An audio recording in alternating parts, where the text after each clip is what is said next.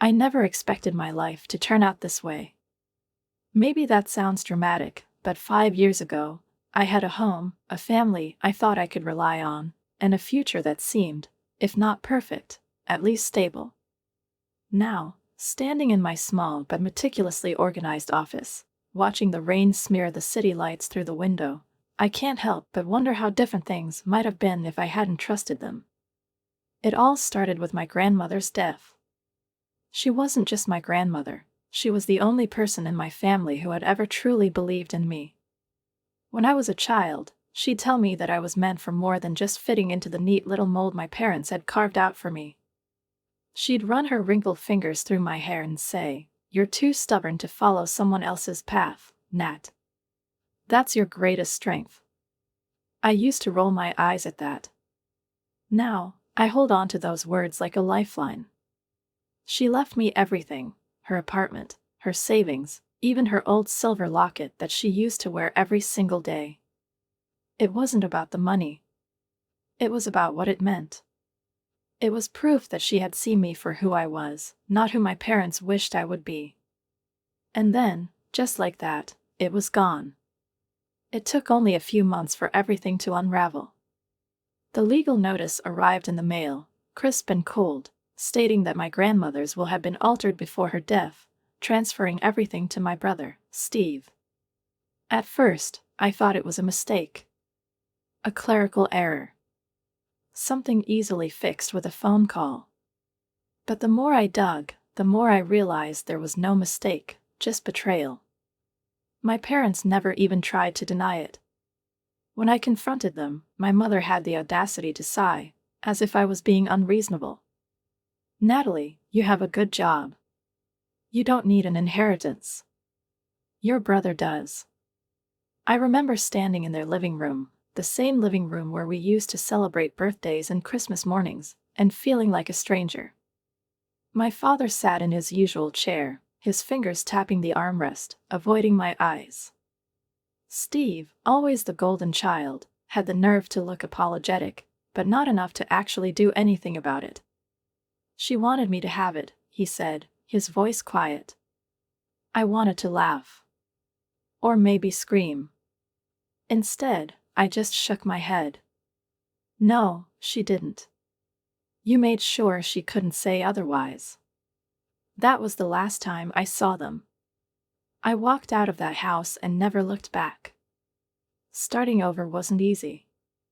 I had to rent a tiny apartment in a neighborhood where the walls were thin and the neighbors fought at all hours. I worked long hours, buried myself in case files, and told myself that I was better off without them. And for the most part, I was. But the thing about family is that they never really disappear, no matter how much you want them to.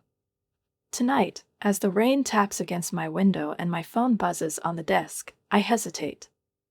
It's a number I haven't seen in years, but I recognize it instantly. Steve.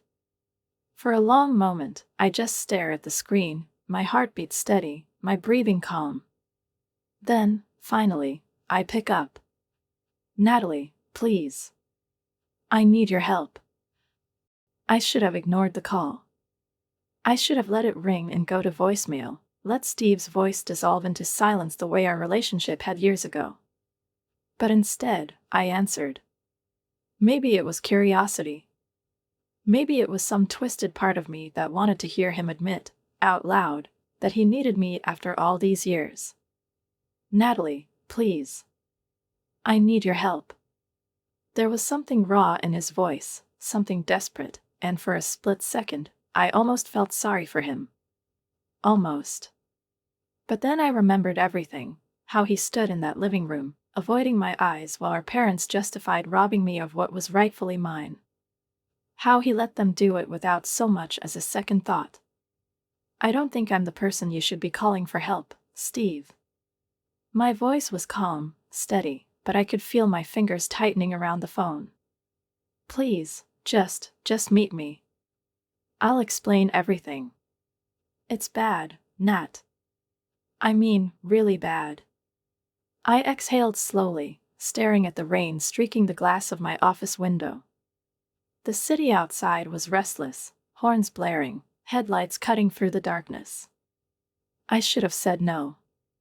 I should have told him that whatever mess he had gotten himself into was his problem, not mine. But against my better judgment, I agreed. I met him at a small cafe on the other side of town, the kind of place where the coffee was weak and the linoleum floors had seen better days.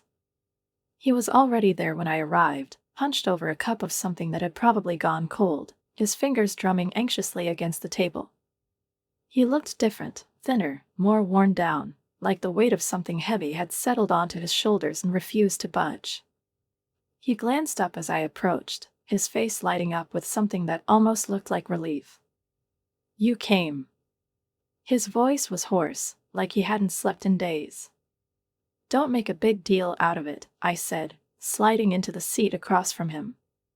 "Just tell me what's so really bad that you decided to call the sister you screwed over 5 years ago." He flinched, and for a moment, I thought he might actually try to apologize, but he just ran a hand through his hair and let out a tired sigh. "It's about the house. The money. Everything. It's all gone, Nat. Every last cent." I felt my stomach tighten, but I kept my expression neutral. "That's unfortunate. But I don't see what that has to do with me. I made some bad investments." He let out a humorless laugh, shaking his head. "No, that's too generous. I was an idiot. I thought I could turn it around, that if I just kept pushing money into the right places, I'd make it all back. But I didn't. I lost everything. The house is in foreclosure. Mom and Dad, they're broke. Completely. They don't know what to do." For a moment, I just stared at him. I should have felt some kind of satisfaction. Karma, right? They stole from me, and now they had nothing. But instead, all I felt was exhaustion. "And what, exactly, do you want from me?" "We need your help. Legally, I mean." He leaned forward, his eyes pleading. "We need to know if there's anything we can do. Maybe we could fight the foreclosure, work something out with the bank. I don't know. I don't know what else to do." I let out a slow breath, drumming my fingers against the table. Every logical part of me was screaming to walk away. But another part, one I hated to admit existed, felt the familiar pull of obligation. Not to Steve. Not to my parents. But to the part of me that still believed in fairness, in justice. "I'll think about it," I said finally, standing up and grabbing my coat. "But don't expect miracles, Steve. Actions have consequences. You, of all people, should know that." As I walked out into the cold night air, I couldn't shake the feeling that, for the first time in years, I was stepping back into a world I had fought so hard to leave behind. I didn't sleep that night. I lay in bed, staring at the ceiling, listening to the city hum outside my window, my mind running in circles. I told myself I wasn't going to get involved. That this wasn't my problem. That I didn't owe Steve, or my parents, anything.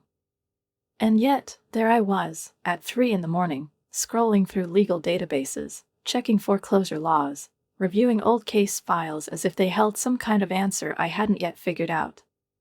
But the truth was, none of this was about the house. Not really. It was about what happened 5 years ago. I never got over it. I told myself I had. That I had moved on, built a life, made something of myself despite what they did to me. But that knowing feeling in my chest never fully went away, the one that whispered, "You let them get away with it." And now, I had a reason to look again. The next morning, I took a detour before heading into the office. There was a law firm a few blocks from mine, one of those old, established places that still smelled like leather and pipe smoke, where the partners had been practicing since before I was born. It was where my grandmother's lawyer had worked. I hadn't spoken to him since the day I lost everything, hadn't had the stomach to hear him explain how everything had been perfectly legal, even though it had felt so undeniably wrong. But now, I needed answers. When I walked in, the receptionist, a woman in her 60s with sharp eyes and a no-nonsense attitude, barely glanced up. "I need to speak with Henry Calloway," I said, resting my hands on the counter. "It's about an old case." "Urgent." She gave me a look that said she didn't care how urgent I thought it was, but after a moment, she sighed and picked up the phone.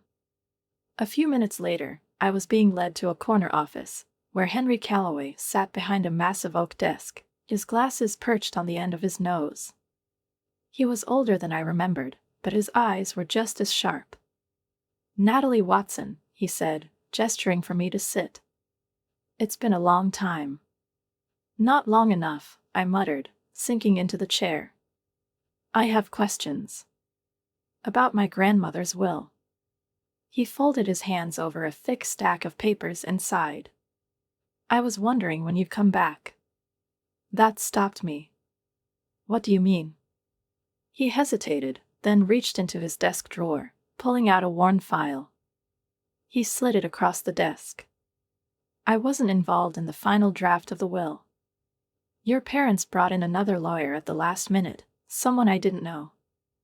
I thought it was strange, but legally, there was nothing I could do. Your grandmother changed her mind. At least, that's what the paperwork said." I flipped open the file. My grandmother's signature was there, crisp and clean at the bottom of the page.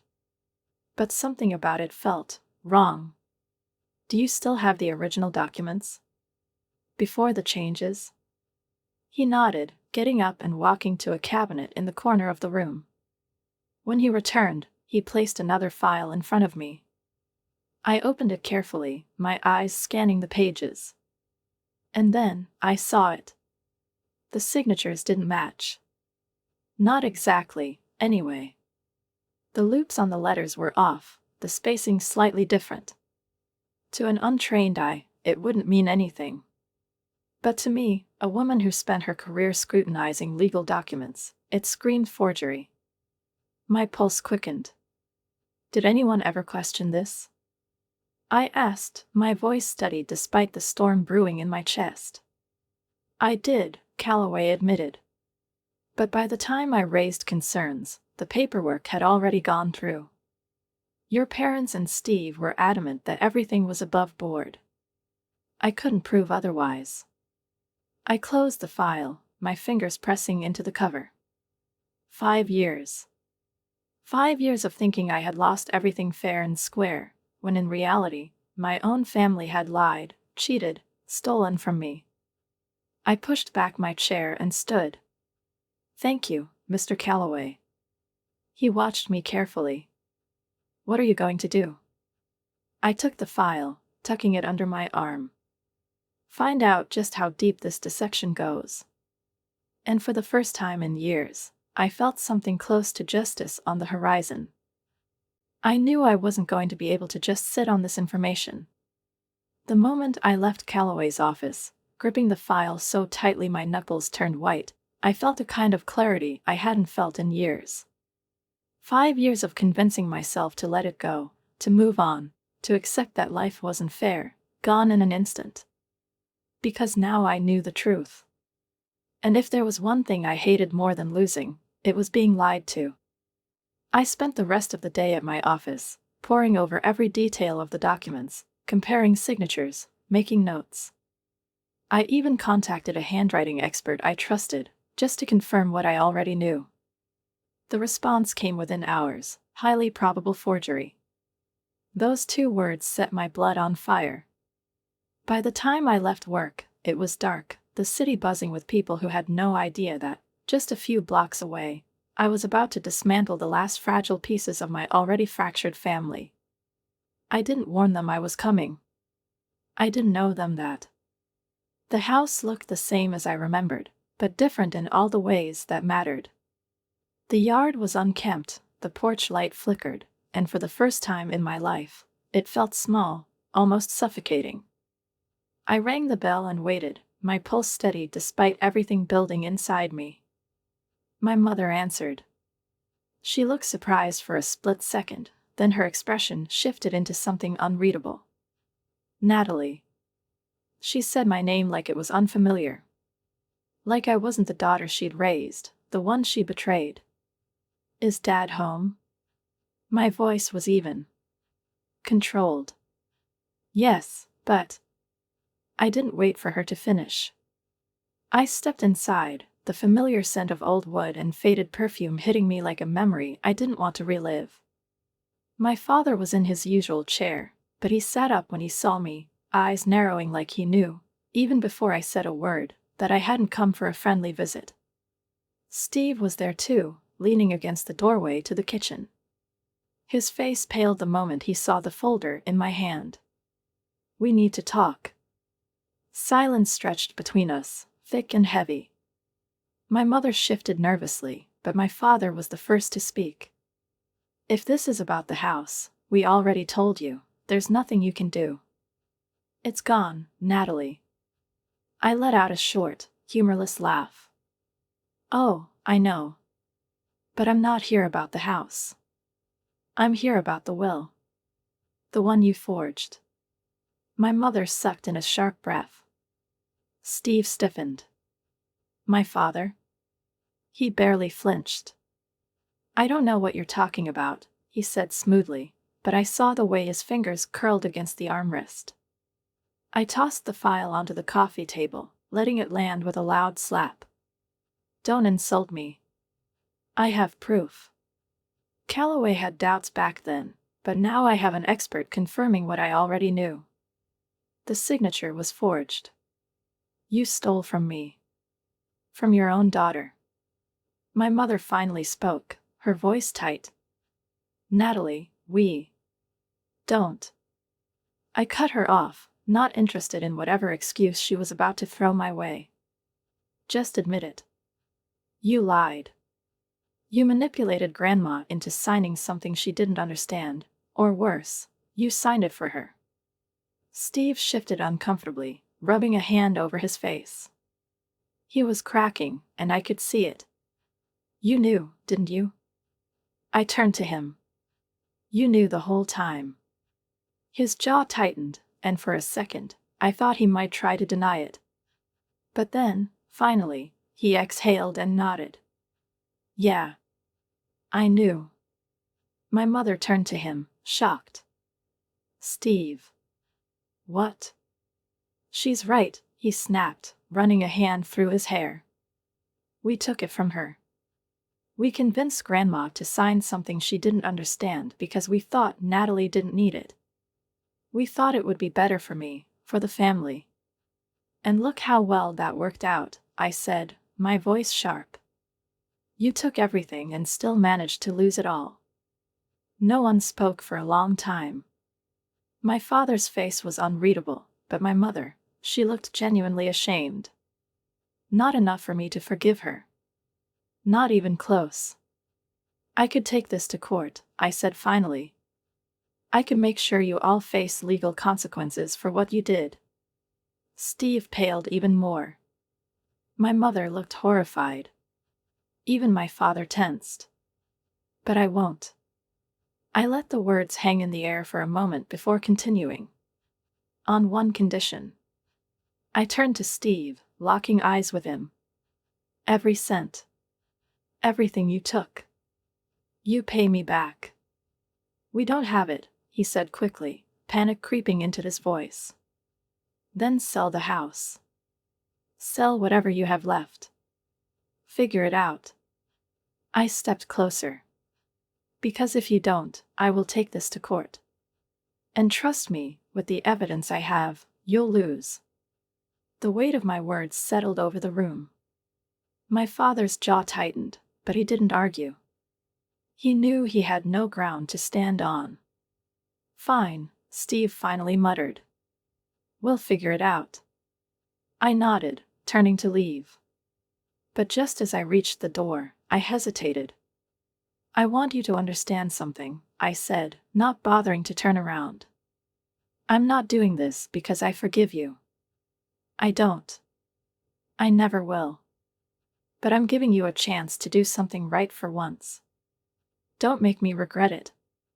Then I walked out, stepping into the cold night air, and for the first time in years, I felt free. I didn't expect it to feel this way. I thought there would be satisfaction, maybe even a sense of victory. After all, I had done what I set out to do. I forced them to admit the truth, to take responsibility, to give me back what was mine. But as I stood in my apartment, watching the early morning light creep through the blinds, I realized all I really felt was relief. Not happiness. Not closure. Just relief that it was finally over. Steve had called me the night before to confirm that the house had been sold. I could hear the exhaustion in his voice, the weight of what he had lost settling into his bones. I didn't feel sorry for him. Not really. He had made his choices, just like my parents had, and now they had to live with the consequences. The money had been wired to my account that morning, every last cent they owed me. I stared at the confirmation email for a long time, my coffee growing cold in my hands. It was a strange feeling, seeing it there. This money should have been mine 5 years ago, should have helped me build the life I had to fight for on my own. But now that I had it, it felt like nothing more than numbers on a screen. And maybe that was the biggest lesson of all. I had already done it. I had built my career, my independence, my life, without them, without their help, without this money. It wasn't validation. It wasn't a prize. It was just a technicality. A correction of an old mistake. Still, I wasn't heartless. Before I left for work, I transferred a small sum to my parents. Not much, just enough for them to stay afloat, to keep them from completely hitting rock bottom. It wasn't forgiveness. It wasn't even kindness. It was just my final act of closing this chapter. A last gesture, not for them, but for the woman who had left me everything in the first place. My grandmother would have wanted me to. And then, I let it go. That afternoon, I was in my office when I got the call. It was an unfamiliar number, and for a second, I considered ignoring it, but something told me to answer. Natalie Watson? The voice on the other end was smooth, professional. Yes, who's this? My name is Daniel Carter. I work with the State Legal Commission. We've been reviewing cases of suspected fraud involving wills and estates, and your recent inquiry into your grandmother's case caught our attention. We were hoping you'd be willing to speak with us. I frowned, glancing at the stack of case files on my desk. About what, exactly? About the possibility of you joining our team. I let out a surprised breath. Of all the things I had expected that day, this wasn't one of them. You want me to work with you? We need people who understand how these things happen. People who know what to look for, who won't back down. And from what we've seen, you fit the profile. I was silent for a moment, running my fingers along the edge of my desk. I had spent years trying to put my past behind me, trying to prove that I didn't need to look back. But maybe looking back wasn't the problem. Maybe I had been fighting the wrong thing all along. Maybe this was exactly what I was meant to do. When do we meet? I finally asked. I could hear the smile in his voice. How's tomorrow? I hung up, staring out the window, watching the world move outside. For the first time in a long time, I didn't feel like I was running from something. I felt like I was finally running towards something instead.